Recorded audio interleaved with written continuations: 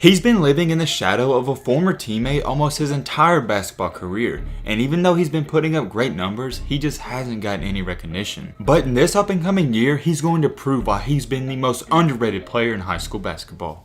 Normally when we talk about high school players, we always talk about how overrated they are. But in today's video, it's going to be a little different. The player we're going to be talking about in today's video has been overshadowed and underhyped his entire life. And quite frankly, it doesn't make any sense because he's a walking bucket. So if you're new to the channel and you like what you see, hit that subscribe button to join the family and leave a like for more. And without further ado, let's dive straight into the video. Emmanuel Maldonado. You may have or may have not heard about this guy. Either way, I'm going to give you a brief run through and a little basic information on him.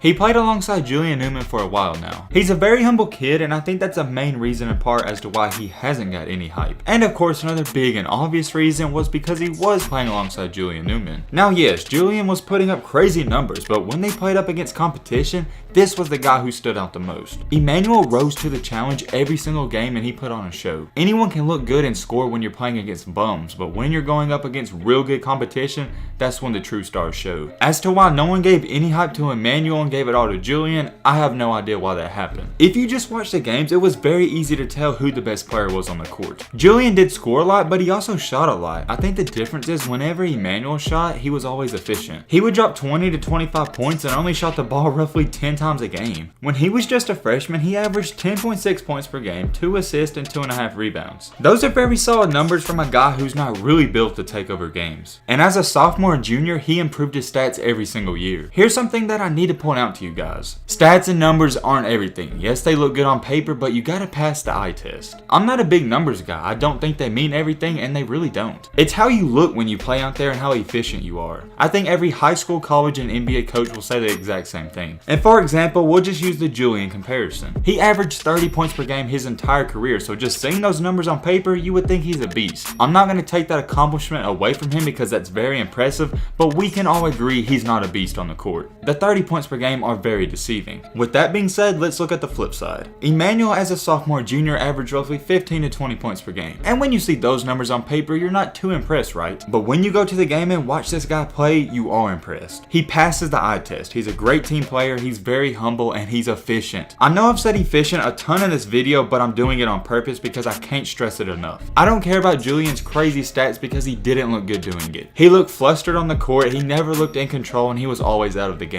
On the other hand, Emmanuel always looked calm, cool, and collective. He was always composed and focused on the next play. And the best way to tell if someone can really hoop is if they look smooth on the court, and man, Emmanuel has that factor. If you leave this guy open, first off, I don't know why you would, but if he somehow got open, you might as well just get the ball out of the net because it's going in. He has one of the best shooting strokes you'll ever see in high school, and that one dribble pull-up is nasty. We all know he's a shooter though, that's nothing new. Where he's going to surprise everyone in this up and coming year is that he's actually really sneaky athletic. When you look at this guy, he's roughly 6'2", 6'3", and he doesn't look like an athletic freak, but he is. He has a solid vertical leap and he can dunk with ease whenever he wants to. And I've also seen him throw down some windmills, so this kid's got bunnies. Dunking really doesn't impress me because at the end of the day, it's still 2 points. Where his vertical leap is going to help him and come into play is that he can float in the air and finish with both hands. For the high school level, he can easily be a point guard, shooting guard, or even a small forward if you need him to be. I wouldn't go as far as to saying he has the ball in the string, but he's got good handles. All in all, for his offensive game, we gotta give him a 9 or 9.5 out of 10 because it's nice. He also impresses me on the defensive side of the ball because he really tries. A lot of your big time players in high school don't try as hard as they can on defense. Emmanuel does show that he's got heart and he's willing to dive on the floor and lock up any defender when he wants to. Of course, he has his moments where he gets lazy, but come on now, who doesn't? He's gonna blow up and be a fan favorite this year, and I already know it. So if you aren't on the bandwagon just yet, I think you should hop on it right now. I'm not just projecting that, there's a couple of reasons as to why I think this. Reason number one is because he's a very unselfish player and everyone loves him on his team and all the fans do as well. And reason number two is that he's a very humble guy. I don't know if he looks so humble because he has been playing alongside Julian Newman, but